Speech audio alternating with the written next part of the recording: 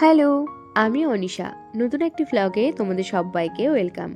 আজকে 4 বান্ধবী মিলে গিয়েছিলাম জোংরাদহ মায়ের মন্দিরে। আমরা যখন ক্লাস 11-12 পড়তাম ঠিক সেই সময় আমরা একটা মানসা করেছিলাম। আর আজকে এত বছর পর আমরা সেই মানসা দিতে যাচ্ছি। এর আগে বহুবার প্ল্যান করেছি, কোনোবারই আমাদের প্ল্যান সাকসেসফুল হয়নি। আসলে মা হয়তো চায়নি, সেই জন্যই হয়নি। আজকের দিনে হয়তো মা চেয়েছিল আমাদের হাতে পুজো নেবে, তো সেই জন্য আজকের দিনেই সময় হয়েছে। তোমরা যারা আশেপাশে থাকো তারা তো সবাই জানো জোংরাদহের মা ঠিক কতটা জাগ্রত।